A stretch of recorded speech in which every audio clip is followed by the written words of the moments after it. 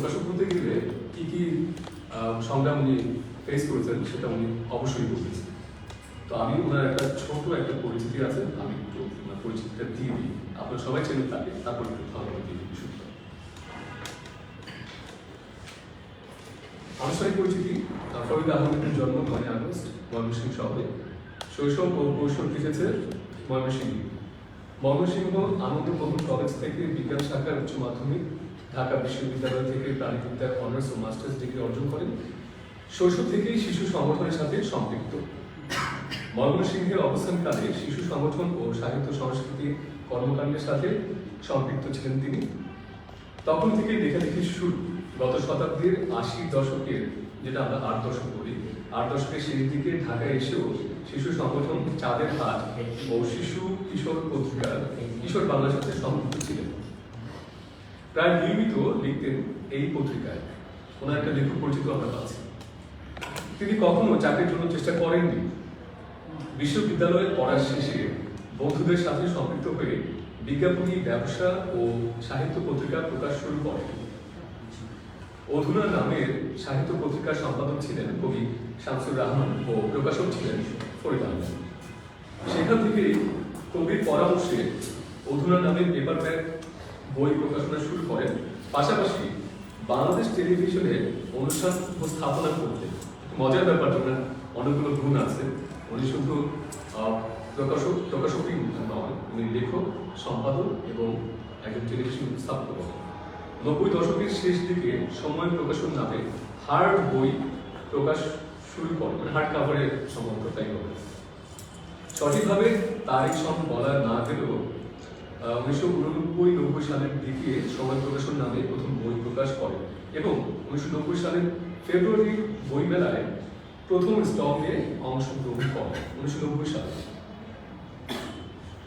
প্রকাশনা ব্যবসায় নিজেকে সম্পূর্ণ নিরূপিত করেন এবং লেখালেখির চর্চা ত্যাগ করেন। প্রায় 3 দশক পরে নিজের অভিজ্ঞতা নিয়ে গ্রন্থ রচনা করেন। ফরিদ আহমেদের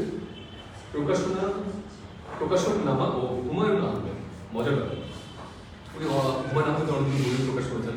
আমরা যারা ছোট ছিলাম ওনার প্রকাশনের অনেকগুলো বই হুমায়ুন আহমেদ পড়েছি, স্পষ্ট খেয়াল আছে।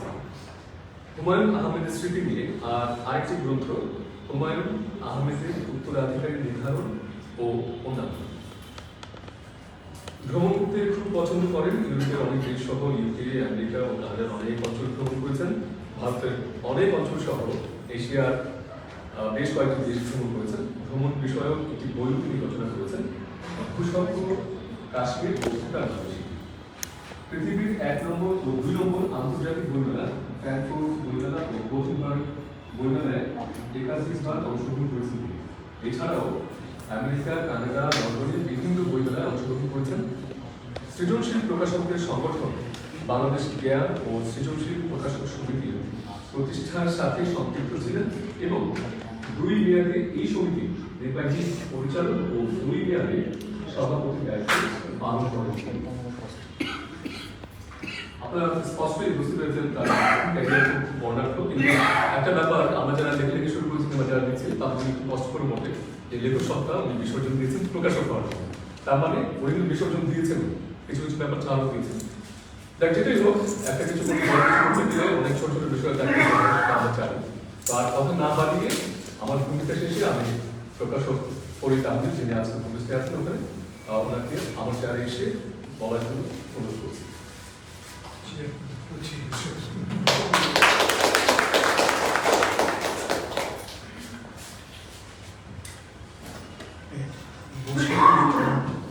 সেটিংটা এইভাবে করা আছে, যদিও দাঁড়িয়ে বললে বোধ হয় যারা সামনে আছেন তাদের প্রতি সম্মানটা ভালো দেখানো হতো যদি আমি দাঁড়িয়ে কথা বলতাম। সেটিংয়ের জন্য এখানে কথা বলাটাই প্রেফার করছেন সবাই। আমি আজকে এখানে কিভাবে এলাম, আজকে শর্ট জার্নিটা আগে বলি, তাহলে লং জার্নিটা বলতে শুরু করে। আজকে এখানে এলাম কিভাবে, আমি আসলে অধিভ্রমণ সম্পর্কে কিছুই জানতাম না। মোহাম্মদ আলী সাহেবের সাথে আমার কোনো পরিচয় ছিল না। তবে বিশ্ব সাহিত্য কেন্দ্রের সাথে দীর্ঘদিনের সম্পর্ক, সেটা তো প্রায় 35 বছর 40 বছর ধরে কেন্দ্রের সাথে সম্পর্ক। আর কেন্দ্রে বিশ্ব সাহিত্য কেন্দ্রে আমরা আব্দুল্লাহ হোসেন স্যারকে সহ একটা সাপ্তাহিক, বৃহস্পতিবারে একটা সাপ্তাহিক সাহিত্য আড্ডা আছে। সেই আড্ডাটা আমরা করি এবং স্যারের নির্দেশে সেটা মোটামুটি পরিচালনার দায়িত্বটা আমি পালন করে থাকি। তো কেন্দ্রে রেগুলার আসা হয়। হয়তো মোহাম্মদ আলী সাহেব আমাকে সেভাবে চেনেন কিংবা অন্যভাবে হয়তো চিনতে পারেন।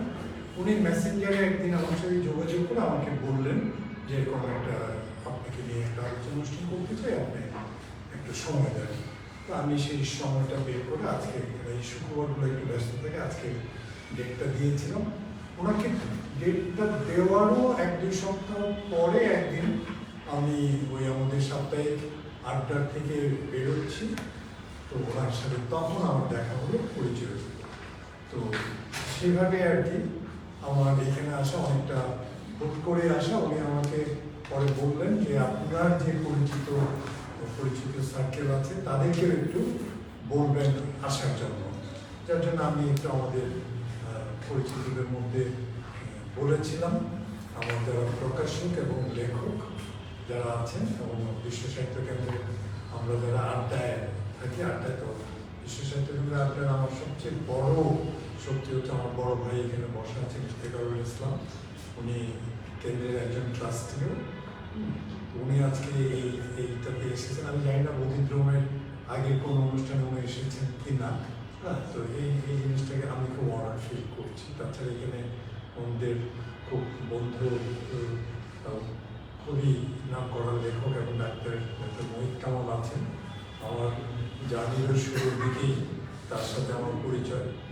আমাদের আজাদ ভাই আছেন। আজাদ ভাই আমাদের সাপ্তাহিক আড্ডার বেশ কয়েকবার বিশেষ বিষয়ের উপর বক্তৃতা দিয়েছেন। এবং আমাদের স্যারকে নিয়ে আমাদের আড্ডার থেকে আরেকটা পরিকল্পনা হয়েছে একটা উদ্যান তৈরি করার। সেই উদ্যান তৈরির হতা বোধ হয় আমাদের ভাই আছেন, এবং হয়তো আমরা খুব দ্রুতই একটা খুব ভালো বাংলাদেশের একটা ভালো উদ্যান দেখতে পাবো খুব দ্রুতই। তো আমাকে আসলে যে বিষয়গুলোর জন্য কথা বলতে বলা হয়েছে সেই বিষয়গুলো আমাকে যে টেক্সট করে দেওয়া হয়েছিল সেই টেক্সটটা হচ্ছে আমার ওই মোবাইলে আছে। বুঝলেন, মোবাইলটা আমার কাছে নাই। তো মোবাইলটা আমার কাছে থাকবে না এটা আমি জানতাম। হ্যাঁ, যার জন্য আমি বিষয়গুলো কাগজে লিখে নিয়ে এসেছি। আমি একটু শুরু করি। প্রথমে আছে দেশের প্রকাশনা ব্যবসা। দেশের প্রকাশনা ব্যবসা এটা আছে প্রথমে এই জিনিসটা প্রকাশনা ব্যবসা। কিন্তু প্রকাশনা ব্যবসার কোনো সময় দেওয়া নাই, কোন সময় থেকে আমি জানি না কোন সময়টা তারা আশা করছেন। তো আমরা যদি আমাদের দেশের প্রকাশনা ব্যবসা করি, 19 দশকে কিন্তু পূর্ববঙ্গে মুদ্রণের প্রমাণ আছে। কাঙ্গাল হরিনাথ কুষ্টিয়াতে যে তার প্রেস এবং সে প্রেসের থেকে উনি পত্রিকাও বের করতেন। সুতরাং সেই 19 দশক থেকে কিন্তু পূর্ববঙ্গে মুদ্রণ এবং প্রকাশনা আছে। এবং ঢাকার তো 19 দশকে ঢাকার প্রকাশনা মুদ্রণ নিয়ে এত মোটা একটা বই সময় প্রকাশন থেকে আরো এক যুগ আগে বেরিয়েছে। সুতরাং আমাদের এই প্রকাশনা অনেক আগে। কিন্তু আমরা বলতে আমরা একেবারে এই ভূখণ্ডের মালিক যারা, আমরা আমাদের প্রকাশনার শুরুটা সম্ভবত 47 দেশ বিভাগে পরে আমাদের মালিকানায় প্রকাশনাটা শুরু হয়। এবং আমাদের যারা প্রকাশনা করতেন কলকাতা কেন্দ্রিক, কেন আগে তো কলকাতা কেন্দ্রিক বিষয় তো, কিন্তু আমাদের এই বঙ্গের যারা ছিলেন তারা ঠিক কলকাতায় যেতেন না, বসিরহাটে বেশ তাদের প্রকাশনা ব্যবসা ছিল সেই সময়। এবং 47 দেশভাগের পরে বসিরহাট থেকে চলে এসে ঢাকায় প্রকাশনা শুরু করেন এরকম বেশ কয়েকজন প্রকাশক এখনো আছেন। এবং মূলত তখন যে প্রকাশনাটা শুরু হয় সেটা কিন্তু টেক্সট ওরিয়েন্টেড বই নিয়ে, কারণ নতুন একটা দেশ হয়েছে, ম্যাপ ছাপার প্রয়োজন পড়ছে, ম্যাপে নতুন শিক্ষার নতুন কারিকুলাম, এগুলোই হচ্ছে তখন প্রকাশনার প্রধানই ছিল। এগুলো কি সৃজনশীল ছিল না এরকম না, সৃজনশীল ছিল। এবং আমরা কিন্তু এখন যে প্রকাশনার ধারাবাহিকতাটা পাই সেটা কিন্তু আসলে 47 পরের থেকে, 71 পরে এটা আরেকটু বিবর্তন হয়েছে, এটা আরেকটু নতুন রূপ পেয়েছে। আর আমি যদি 47 থেকে এই বাংলার প্রকাশনার সূত্র ধরি, তাহলে ঠিক তার 4 দশক পরে 87 সালে আমি প্রকাশনা জগৎটাকে দেখা শুরু করেছি। আমি যখন প্রকাশনা জগৎটা দেখা শুরু করি, তখন এখানে প্রকাশনার চিত্রটা কিরকম ছিল এটা একটু সংক্ষেপে বলি। প্রকাশনার মূল জিনিসটা হচ্ছে ছাপা। ছাপার পরেই তো প্রকাশনাটা হয়। প্রিন্ট পাবলিকেশনসটা হচ্ছে প্রিন্টিং। প্রকাশনাটা ছিল সীসার টাইপে, সীসার টাইপ দিয়ে একটা একটা করে অক্ষর বসিয়ে সেটা একটা লাইন তৈরি করা হতো। সেই একটা করে লাইনকে সাজিয়ে একটা পৃষ্ঠা তৈরি করা হতো। 16টা পৃষ্ঠা তৈরি করে একটা ফর্মা তৈরি করা হতো। ফ্ল্যাট মেশিনে ছাপানো হতো। ফ্ল্যাট মেশিনে ফ্ল্যাট এরকম ফ্ল্যাট থাকতো, পাঠাতো। সেখানে 16টা পৃষ্ঠা এরকম বসানো হতো সীসার টাইপের, সব সীসার এসে তারপরে ওটাকে ফ্ল্যাট মেশিনে ছাপা হতো। কাগজ যেত, ফ্ল্যাট মেশিনে ছাপা হতো।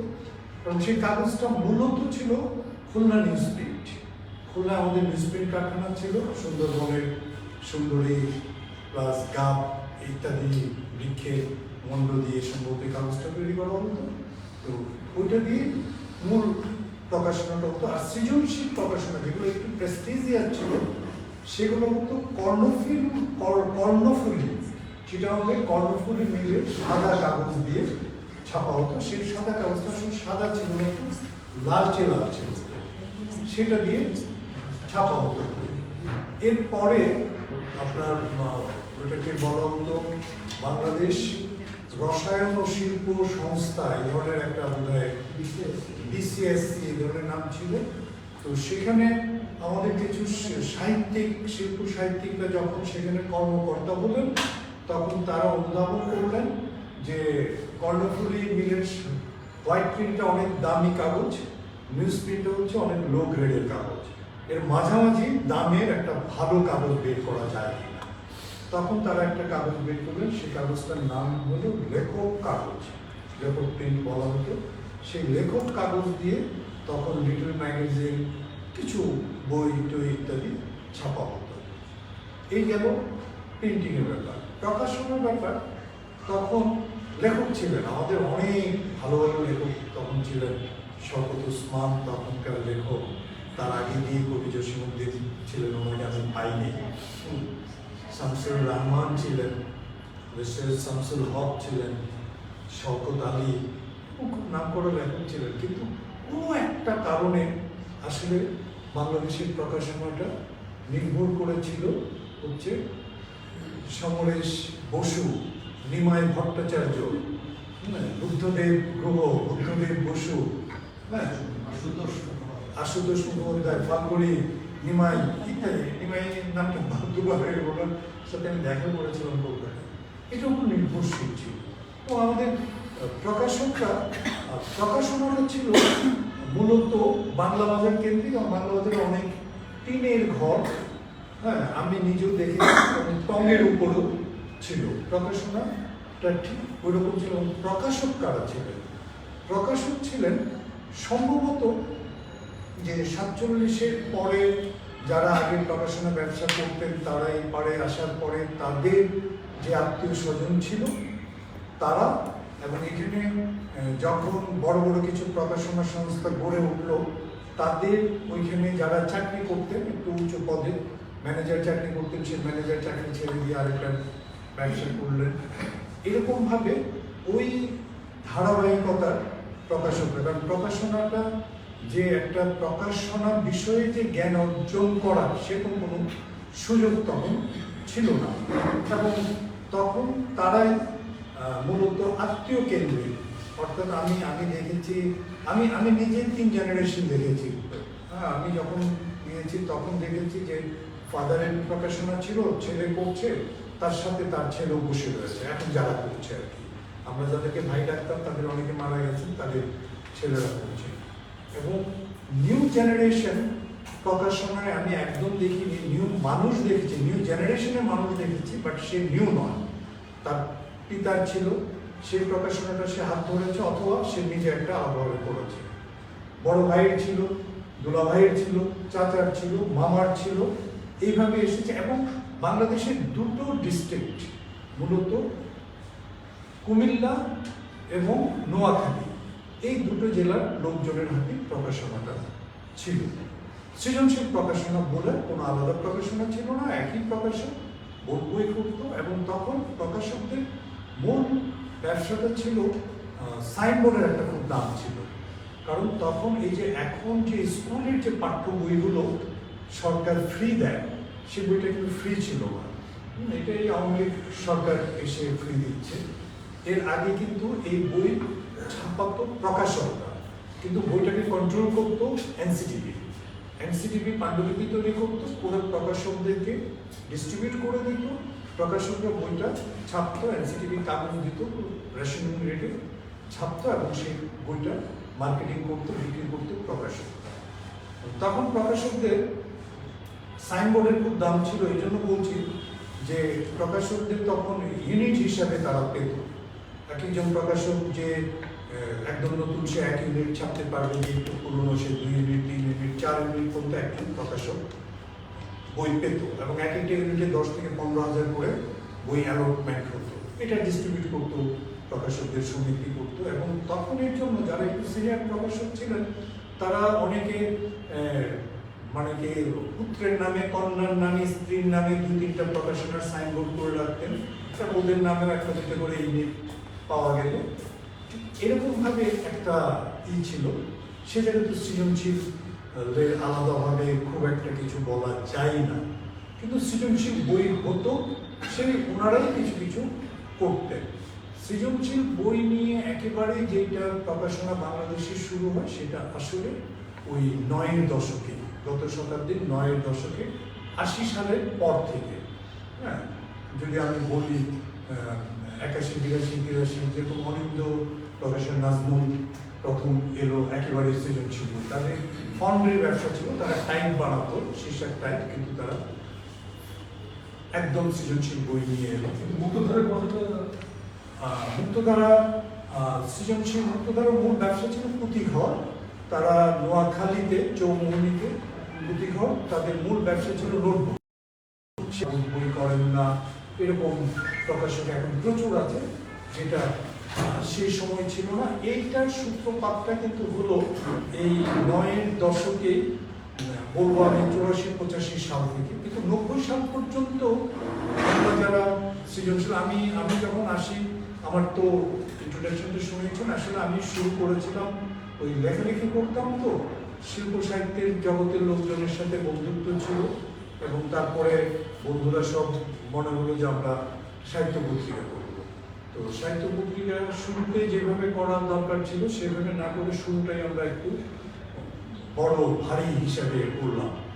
শামসুর রহমান সম্পাদক ছিলেন, আমি প্রকাশক ছিলাম। তো আসলে এটা ব্যয় বহন করাটা, তখন এত কোম্পানি ছিল না, এখন যেরকম অনেক বড় বড় কোম্পানি, বড় বড় ব্যবসায়িক প্রতিষ্ঠান, বিজ্ঞাপন দেওয়ার, তখন বিজ্ঞাপন দেওয়ার মতো লোক ছিলেন না, ছিল না। সুতরাং এটা চালানো খুব কষ্ট হয়ে গেল। রহমান ভাই যদিও পরে বললেন, রহমান ভাই একদিন নিজে হাতে আমাকে কয়েকটা ইংরেজি বই এনে দিলেন। হ্যারো রবিন্সের বই ছিল, আর এর বই ছিল যে নামটা এত common, tropic of cancer, tropic Henry Miller. সাপ্তাহিক ম্যাগাজিন বা দৈনিক ম্যাগাজিনের মতো পেপার স্ট্যান্ড, যেগুলো ঢাকা শহরে প্রচুর হকারদের পেপার স্ট্যান্ড ছিল বিভিন্ন জায়গায়, যেগুলো এখন নাই। রেলওয়ে স্ট্যান্ডগুলো ছিল, সদরঘাট বাস টার্মিনালের সদরঘাটের হকার, তারাই ছিল বই বিপণনের মূল। বাংলাদেশে একসময় সবচেয়ে বেশি বই বিপণন হতো রেলওয়ের হকার, লঞ্চ স্টিমারের হকারদের মাধ্যমে, এবং সেটা ওই যে হকার্স ইউনিয়ন, যেটা তারাও অনেকটা কন্ট্রোল করতো। এবং প্রতিটা রেলওয়ে স্টেশনে একটা করে বুক কর্নার ছিল, একটা করে রেলওয়ের এসেই থাকতো, এবং এটাই কিন্তু মূলত এই বইয়ের প্রসারটা করেছিল। পেপার ব্যাগটাও এটাই করতো, কিন্তু পেপার ব্যাগ আসলে এত ক্ষণস্থায়ী ব্যাপার ছিল, অনেকটা ম্যাগাজিনের মতো ছিল। পেপার ব্যাগে বইগুলোকে আমার কাছে খুব বেশি ভালো মানে দীর্ঘস্থায়ীগুলো মনে হলো না। তারপরে আমি পেপার ব্যাগ হতো ওই যে নিউজ প্রিন্টে ছাপা, এবং ইসে হালকা কভার, এবং তখন আমার মনে আছে আপনার 140 থেকে 160 পৃষ্ঠার একটা বইয়ের দাম তো 8 টাকা, 8 টাকা বা 10 টাকা, 87 সালে 88 সালে। তো তারপরে আমি মনে করলাম যে না, এটা না, হার্ড প্রিন্টের বই করব। এবং তখন আমার সৌভাগ্য বলতে পারেন, যেহেতু আমার এই টেলিভিশনের সূত্রে, শিশু সংগঠনের সূত্রে, হ্যাঁ, কিশোর বাংলার সূত্রে আমাদের অনেকের সাথে একটা ভালো সম্পর্ক ছিল। নীলম ভাইয়ের সাথে অনেক আগে থেকে সম্পর্ক ছিল, খুব ভালো ছিল। আফজাল হোসেন, আফজাল ভাইয়ের সাথে সম্পর্ক ছিল। তো আমি শুরুর দিকে এনাদের বই নিয়ে আমি প্রকাশনা শুরু করি। আমি শেখ সাহেব বাজারে, তখন কিন্তু প্রেসের জন্য, প্রেসের রমরমা এলাকা ছিল শেখ সাহেব বাজার, আজিমপুর শেখ সাহেব বাজারে প্রেসের খুব রমরমা অবস্থা ছিল। ওইখানে ভালো ভালো প্রেস করেছিল। তো আমি একটা সেমি প্রেস করি শেখ সাহেব, এটাতে কম্পোজ খালি করতাম, সিসার টাইপের কম্পোজ, আর ছবি ছাপা হতো তখন সিসার ব্লকে। তো সেখানে একটা আড্ডা ছিল আমার, ওই কম্পোজ সেকশনে প্রেসে একটা আড্ডা ছিল।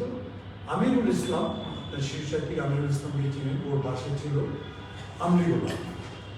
আলী ইমামের শ্বশুরবাড়ি হচ্ছে লালবাগ মন্দিরের গলিতে, আমার প্রেসের থেকে 300 গজের মধ্যে আলী ইমাম থাকতে বোঝা যায়। সাজ্জাদ শরীফ, তিনি এখন প্রথম আলোর নির্বাহী সম্পাদক। সাজ্জাদ শরীফ পুরনো ঢাকার শরৎযুক্ত লোক, নারিন্দা, এখানে থাকতেন। কিন্তু আমার এখানে প্রতিদিন সকালে একটা খুব আড্ডা জমতো, 11টা-12টার দিকে আমিরুল চলে আসতো। আলী ইমাম টেলিভিশনে যাওয়ার সময় মাঝে মধ্যে এখানে বসতেন। সাজ্জাদ শরীফ কিছুদিন রেগুলার আমার এখানে বসতো। সাজ্জাদ শরীফ, রিটন ভাই ছিল, কিন্তু দুটি বিশেষ জেলার দাপটে অন্যান্যরা যারা ছিল তারা খুব ইসে থাকতো। এইভাবে আমি শুরু করি। আর পথ চলার পথে শুরুতে অবশ্যই অনেক ধরনের প্রতিবন্ধকতা তৈরি হচ্ছে। প্রথম প্রতিবন্ধকতা, আমাকে কেউ গ্রহণ করতে চায় না। একদম নতুন একটা হিসেব থেকে আসবে, এসে প্রকাশনা করবে, তারপর আমাদের ডিস্ট্রিক্টেরও না, আমাদের বংশের না, আমাদের এই জিনিসটা যেন নিতে চায়নি আমার মনে হয়েছে। বন্ধু বান্ধব ছিল অনেক, কিন্তু বন্ধুরা বন্ধুর মতোই ছিল। এই ব্যাপারটাতে মাঝে মধ্যে ফান করে আমাকে বলতে হয়, ঢাকা শহরে আসছে, ট্রাফিক জ্যাম তৈরি করো, ট্রাফিক জ্যাম লাগিয়েছে, যাও ফিরে যাও, এই ধরনের কথাবার্তা বন্ধুত্ব করে। তো আমার সৌভাগ্য যে শুরুতে আমি কিছু খুব ভালো ভালো লেখক সঙ্গ পেয়ে গেলাম। যেরকম ইন্দ্রধর মিলনের বই বের করি 89 সালে, সৈয়দ শামসুল হক, হুমায়ুন আহমেদ, এদের বই বের করি 89 সালে। তার 1-2 বছর পরে নির্মলেন্দু গুণ, তসলিমা নাসরিন, এদের বই বের করি। হ্যাঁ, তো এরা তখন বাংলাদেশে একদম মানে কি নতুন তরুণ, কিছুটা তরুণ, হুমায়ুন আহমেদ তখন হয়তো 40 তরুণ ধরা চলে, তারা মোটামুটি খুব জোরে এগিয়ে আসতেছে, প্রতিবন্ধকতা তখন এগিয়ে আসতেছে। এবং তখন একটা ব্যাপার হলো, এই ব্যাপারটা হুমায়ুন আহমেদ একক বই করেছিলেন। তখন আমাদের বেশ কিছু প্রকাশক ছিলেন, বাংলা বাজারের বইয়ের দোকানদার, প্রকাশনাও করতেন। তারা বেশিরভাগ ইন্ডিয়ান বই করতেন, ইন্ডিয়ান বই বেশিরভাগ করতেন এবং ইন্ডিয়ান বই ইম্পোর্টও করতেন। তো হুমায়ুন আহমেদের তখন খুব ডিমান্ড। হুমায়ুন আহমেদের একটা বই পাওয়া মানে প্রেস্টিজিয়াস, সব দিক দিয়ে। তো হুমায়ুন আহমেদ ঘোষণা দিলেন যে যারা ভারতীয় লেখকদের বই করবে না এবং ইম্পোর্ট করবে না বা তাদের বই প্রকাশ করবে না, তাদের কাছেই শুরু আমার বই থাকবে। কারণ আমি চাই আমাদের দেশীয় প্রকাশনাটা উঠুক। এবং আমি নাম বলবো না, এরকম 2-4 জন আছেন যারা একেবারেই আমদানি নির্ভর ছিলেন এবং টোটালি তারা আমদানিটা ছেড়ে দিলেন। এবং ওই সময়ে আসলে এই কয়েকজন লেখককে যে জনপ্রিয়তা, সেই জনপ্রিয়তা আমাদের প্রকাশকরাও আস্তে আস্তে বুঝতে শুরু করলেন, বা আমি বলবো যে তারাও আসলে তাদের মধ্যে পরিবর্তন আসা শুরু করবে। এবং ইন্ডিয়ান বই মানে কি সুনীল সমরেশ বা আরো সুনীল সমরেশ, এরকম কয়েকজনই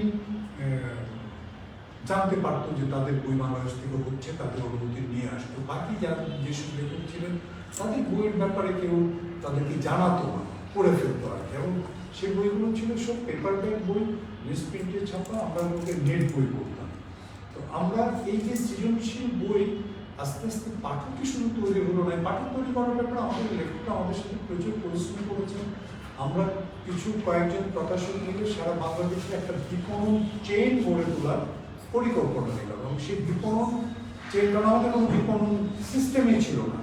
মফস্বলে যেসব বইয়ের দোকান ছিল তারা মূলত টেক্সট বই, গাইড বই, নোট বই এগুলোই বিক্রি করত।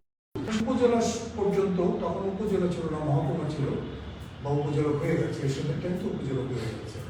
উপজেলা পর্যন্ত আমরা এজেন্ট পাঠিয়ে দিতাম, যারা সেই সব জায়গাতে বই দোকানে দোকানে দিয়ে আসতাম। আমরা বই দিয়ে আসতাম, টাকাও নিতাম না, বই বিক্রি করে টাকা দিবে। এবং বড় বড় শহর যেগুলো ছিল সেসব শহরগুলোতে আমরা বই মেলা করতাম। সেই বই মেলা শুধু করতামই না, এটা 90 সালের আগের থেকে শুরু হয়েছে, 2000 সাল পর্যন্ত এই ধারাবাহিকতাটা আমাদের চলেছিল। সেই বই মেলাতে আমরা লেখকদেরকে নিয়ে যেতাম, যেহেতু লেখকরা তখন জনপ্রিয় হচ্ছে, তাদেরও একটা জনপ্রিয়তা ছিল, প্লাস তাদেরকে আরও জনপ্রিয় করার জন্য। এবং এরকমভাবে অনুষ্ঠান করতাম। অনুষ্ঠান শুধুমাত্র লেখক থাকবেন আর একজন স্থানীয় একজন মুরব্বী সভাপতি হিসেবে থাকবেন, এবং লেখক সরাসরি নাম দিয়েছিলাম লেখক পাঠক মুখোমুখি। পাঠকরা সরাসরি লেখককে প্রশ্ন করবেন এবং লেখক উত্তর দিবেন। এতে আমরা মনে করতাম যে বই পড়ার প্রতি মানুষের আগ্রহটা বাড়বে, লেখকদের প্রতি আগ্রহটা বাড়বে, এবং আমার মনে হয় আমরা সফল হয়েছিলাম। কারণ আমাদের সৃজনশীল যে প্রকাশনাটা, সেই প্রকাশনাটা বিস্তৃতি লাভ করেছিল, এবং সেই ভিতের উপরে কিন্তু দাঁড়িয়ে সৃজনশীল প্রকাশনাটা অনেক দূর এসেছে। এবং 2000 সাল পর্যন্ত নতুন প্রকাশক সেরকমভাবে ছিল না। এখন আপনারা যেসব প্রকাশকদেরকে দেখেন যারা ফার্স্ট জেনারেশনে এসেছে, তাদের সাথে কথা বললে দেখতে পাবেন তাদের অধিকাংশ হচ্ছে 2000 সালের পরে আসা, 2000 সালের আগে ফার্স্ট জেনারেশন আসার পর। তো আমি এখানে এরপরে আপনারা প্রশ্ন করলে আমি বলবো, কারণ আমি একাই যদি সব বলতে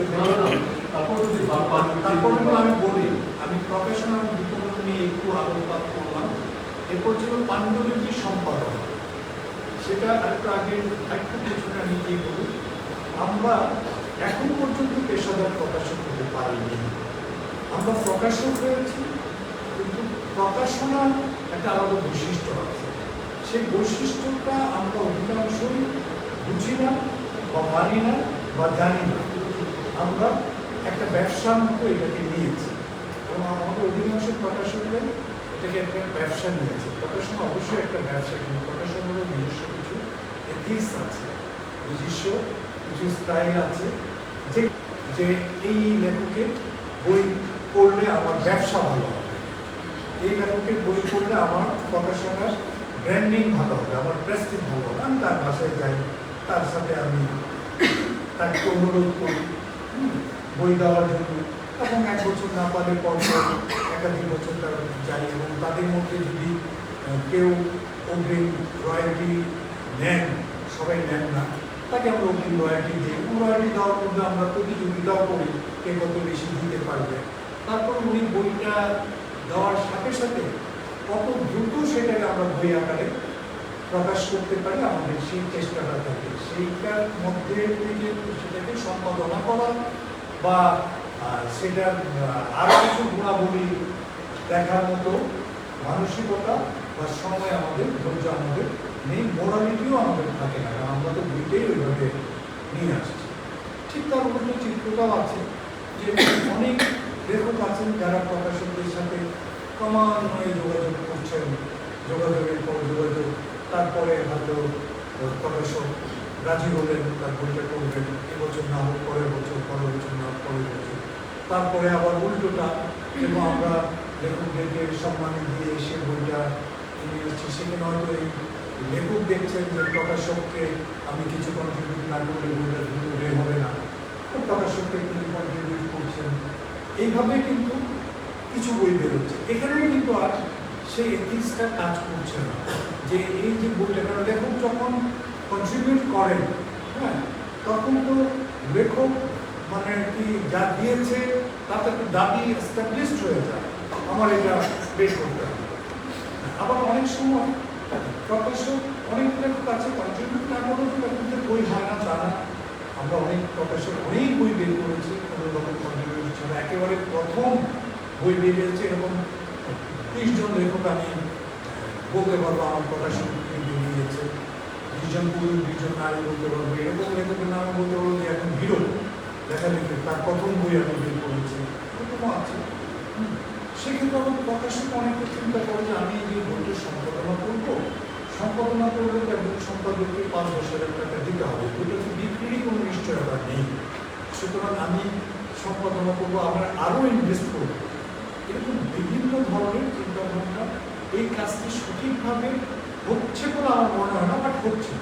পাণ্ডুলিপি সম্পাদনা হচ্ছে না, তারা হচ্ছে। আরেকটা ব্যাপার, সম্পাদকের অভাব আছে বলবো না, কিন্তু যেহেতু আমাদের প্রকাশনাটা পেশাদারিত্ব এস্টাবলিশড হয়নি, সেহেতু ওই সম্পাদক পেশাদার সম্পাদক হয়নি। আমাদের ভালো ভালো ইয়ে আছে, যেমন বদিউদ্দিন নাজির আছে। বদিউদ্দিন নাজিরের কাছে একটা বই নিয়ে গেলে সে আমার বই একটা ফ্রি করে দেবে সম্পাদনায় জানি, কিন্তু তাকে যদি আমি 20,000 টাকাও দেই তাহলে তার সম্মানই হয় না, এরকম একজন সম্পাদক। কিন্তু আমি পাবো কোথায় একটা বইয়ের জন্য 20,000 টাকা সম্পাদনা দিতে? বদিউদ্দিন নাজির নিজে যে বই লিখেছেন সেই বইয়ের সম্পাদনা করে দিয়েছেন ইফতেখারুল ইসলাম। এখন বুঝতেই পারেন বদিউদ্দিন নাজির রেখতো ইফতেখার ভাইকে দিতেন, ইফতেখার ভাই ওরা ওটাকে ওকে দিলে উনি বইটা ওকে লেখাটা দিতেন। নাজির ভাই তার ফেসবুক পোস্টে দিয়েছে যে তার এরকম আমার অনেক লেখা ইফতেখার ফেলে দিয়েছে। নাজির ভাইয়ের উচ্চারণ আবার ক্যালকুলেশন একটু ইয়ে আসে, ফেলে দিয়েছে। তো ওনাদেরকে তো আমরা পদে চাকরি করেছেন, উনি প্যারিসে থেকেছেন লম্বা টাইম, ওনাকে আমি সম্মানে দিয়ে বই সম্পাদনা করাতে পারবো? পারবো। ওনাকে যদি আমি একটা বই দিই যে আপনি বই সম্পাদনা করে এবং আমি একটা বই বলি। কিছুদিন আগে আমার কাছে একটা বিজ্ঞানের পাণ্ডুলিপি আসলো, একজন ডাক্তার, উনি দীর্ঘদিন ডাক্তারি করেছেন দেশে বিদেশে, এখন অবসর জীবনযাপন করছেন, ভালো লেখেন বিজ্ঞানের উপর, বিবর্তন, মানুষ, মানব মেধা, হ্যাঁ। তো আমি এই বইটার সব, যেহেতু উনি খুব ভালো বিজ্ঞানী ডাক্তার, বাট ভালো বিজ্ঞানী আমি জানি, কিন্তু উনি তো লেখক, সুতরাং ওনার বই সম্পাদনা দরকার। তো আমি দেখলাম যে বিজ্ঞানের বই সম্পাদনা করার জন্য, মানে আমি অনেক এথিক্সের বাইরে গিয়ে ফেসবুকে পোস্ট দিলাম যে বিজ্ঞানের বই সম্পাদনা করার জন্য সম্পাদক চাই। তো যারা আমার সাথে যোগাযোগ করলেন, আমি সবার প্রতি খুব সম্মান শ্রদ্ধা রেখে বলছি যে একটা ফার্ম যোগাযোগ করবেন যাদের কাজই সম্পাদনা করে, তাদের সাথে আমি ইন্টারভিউ করলাম। ইন্টারভিউ করে আমি সন্তুষ্ট হইনি এবং তারাও বুঝতে পেরেছে যে না, তারা আমার কাছ থেকে কাজটা দাবি করতে পারেন। শেষে আমি জাফর ইকবালকে বললাম, ইকবাল ভাই, ইকবাল ভাই ওই লেখককে চেনে, যে ওনার তো এই বইটা তো আমি এমনিতেই বিবর্তন নিয়ে তো আমাদের প্রচুর বিতর্ক চলছে, আমি তো সম্পাদক খুঁজে পাচ্ছি না, বাট বইটা আমার খুব পছন্দ, আমি এই বইটা পড়তে চাই। তখন ইকবাল ভাই বললেন, আচ্ছা পাণ্ডুলিপিটা আমার কাছে পাঠিয়ে দিন, আমি দেব। এরকম এগুলো তো নর্মাল সম্পাদনা হলো না, তো আমাদের এই সম্পাদনার অভাব আছে। তবে আমি মনে করি যে একটি বইয়ের প্রথম সম্পাদক হচ্ছে লেখক। লেখক যদি মনে করেন যে বইটা আমার আপ টু দ্য মার্কস হয়েছে, তাহলে ওনার বইটা ছাড়া দরকার। উনি যতক্ষণ মনে করবেন না যে আপ টু দ্য মার্কস হয়েছে, ততক্ষণ এটা ছাড়াটা ওনার ঠিক হবে না, যদিও 90% ওইভাবেই আসতেছে। দ্বিতীয় সম্পাদক হচ্ছে প্রকাশক। প্রকাশক যদি বইটা পড়েন, কিংবা প্রকাশকের যে সিলেকশন আছে 1-2 জন বা বোর্ড যাই থাকবে, তারা দ্বিতীয় সম্পাদক। তারা যদি মনে করেন যে এটা সম্পাদক বইটা প্রকাশের জন্য, তারপরে ওনারা দুজনেই মতামত দিতে পারবেন যে বইটার তৃতীয় তত্ত্বে সম্পাদক হবে কি। আমরা তো অনেক প্রুফ রিডিং করি, একটা বই 3বার করে প্রুফ রিডিং করি, প্রুফ রিডিংরাও আমাদের অনেক কিছু জানে। কেন ভাই আমাদের ভাই আপনি সাবজেক্টে দিয়েছেন লেখক প্রকাশক বই সম্পর্ক, তারপরে তো বই সম্পর্ক তো আছে, এখানে 2 জন লেখক অন্তত আমার আছে। আমার এরকম 2 জন না, আমি এরকম 2 ডজন বললেও হবে না, আরো বেশি লেখক দেখাতে পারবো। আমার এখানে মহিন ভাই আছেন, ইফতেখার ভাই আছেন, তাদের সাথে তো আমার সম্পর্ক পারিবারিক, এবং এরকম আমি 2 ডজন লেখক দেখাতে পারবো যাদের সাথে আমার সম্পর্ক একেবারে পারিবারিক, বন্ধুর মতো। হ্যাঁ, তবে হ্যাঁ, লেখক প্রকাশক সম্পর্কটা প্রথমে হওয়া দরকার পেশাদারি সম্পর্ক। এটা আমাদের দেশের সম্পর্কটা হচ্ছে লেখক প্রকাশক সম্পর্ক হচ্ছে বন্ধুত্ব সম্পর্ক, লেখক প্রকাশক সম্পর্ক হচ্ছে আত্মীয়তার সম্পর্ক। এটা হচ্ছে বাইরে রাজনীতিবিদ, আমাদের দেশে অনেক রাজনীতিবিদ আছে, আওয়ামী লীগ এবং বিএনপি একজন একজনকে ঘেরাঘেরি করতেছে, কিন্তু তাদের আত্মীয়তা আছে না, আত্মীয়তা আছে। হ্যাঁ, তো প্রকাশকের সম্পর্কে আত্মীয়তা থাকে, বন্ধুত্ব থাকে, সব কিছু থাকে, কিন্তু মূল সম্পর্কটা পেশাদারিত্বে থাকার দরকার, যেটা নেই সব ক্ষেত্রে, একেবারে নেই বলবো না। আর যে জিনিসটা আপনি আপনার হিসেবে বলেছেন যে তিক্ত হিসেবে, তিক্ততার বেশিরভাগ ক্ষেত্রে আমি দেখেছি যে অভিযোগটা লেখকদের দিক থেকে আসে। যারা অভিযোগ বেশি করে, অভিযোগকারী, তারা অন্যজনকে বেশি দোষী করে। মহম্মদ আলী সাহেব একেবারে দোষ সব মহম্মদ আলী সাহেব, 4টা আঙুল কিন্তু আমার দিকে, যেগুলো একজনকে করতে হবে। নো, আপনাকে আমি দোষারোপ করছি, আপনার সব দোষী, 4টা আঙুল আমার দিকে, 4 গুণ দোষ কিন্তু আমার আছে। আপনি আমাকে একটা বই দিলেন প্রকাশ করতে, আপনার সাথে আমার আজকে একটা সম্পর্ক হয়েছে, আমি সেই সম্পর্কে একটা বই প্রকাশ করব। সামনের বছর আপনি আমাকে আরেকটা বই দিলেন, এই 1 বছর কিন্তু বই প্রকাশে কয়টা বই বিক্রি হয়েছে আমি আপনাকে বলি নাই, আপনার কোনো রয়্যালটি আমার কাছে চান না। সামনের বছর আপনি আমাকে আরেকটা বই দিলেন, আমি সেটা দিলাম, আমাদের একটা বই করেছে, একটা বই করবে, আরেকটা বই করবো, আমি একটা বই করলাম। আমাদের প্রকাশনা এইভাবেই চলছে, আমি একটা বই একটা করবো। হ্যাঁ, সেটাও কিন্তু আমি আপনাকে কতটুকু ছাপবো এটাও আপনি আমাকে জিজ্ঞেস করেন, আমি আপনাকে বলিনি। কত রয়্যালটি, কত পার্সেন্ট আপনি নিতে চান এটা আপনি আমাকে বলেন নাই। হ্যাঁ, আমি আপনাকে জিজ্ঞেস করি নাই। আমার চেহারা খুব সুন্দর না, সুতরাং অন্ধকারেও কোনো অসুবিধা হবে না। আমি যদি বলতাম যে না ভাই আপনি কেন রয়্যালটি দেবো না, আপনি আমাকে বই দিতেন না, শেষ হয়ে যাবে। এটা আমার দিক থেকে বলবো, আপনার দিক থেকে নিঃসন্দেহে একটু বড় যুক্তি আছে, ওই যুক্তি আমি যখন শুনবো তখন এটার উত্তর আমি দিব যে লেখকের দিক থেকে। তবে পৃথিবীর সর্বত্র লেখক কন্ট্রিবিউশনে বই বের হয়, সেখানে রয়্যালটির প্রশ্নই থাকে না। সব জায়গায় ওই প্রথম একটা আলাদা শাখা থাকে, পৃথিবীর অন্যান্য প্রকাশনার সাথে আমাদের প্রকাশনা একদম মিলাবো না আমি, বাট এটা আছে সমস্ত উন্নত দেশগুলোতে। প্রকাশনার 2টা শাখাই থাকে, একটা হচ্ছে প্রকাশক প্রকাশ করবে, আরেকটা হচ্ছে লেখক তার টাকা দিয়ে বই প্রকাশ করবে।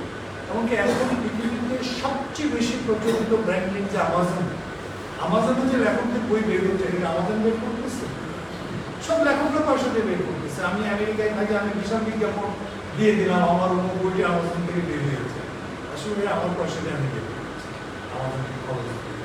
কিন্তু দেখো না, সেভাবে যথেষ্ট লেখকের পয়সা দিয়ে বই বেরোচ্ছে, এর মধ্যে দোষের কিছু নাই। দোষটা হচ্ছে সেইখানে যে আমরা, যে আমার একজন লেখিকা আছেন সালেহা চৌধুরী, থাকেন লন্ডনে, উনি লন্ডনেই আছেন, 50 বছর ধরে আছেন, শিক্ষিকা, লেখালেখি করেন, আমাকে খুব পছন্দ করেন। আমি আমার ওয়াইফ লন্ডনে গিয়েছে, আমাদেরকে নিয়ে উনি ঘুরিয়েছেন, থিয়েটার দেখিয়েছেন, তার বাসায় গিয়ে উনি আমাকে বলতেছেন, উনি আবার পুরো নাম বলেন ফরিদ আহমেদ।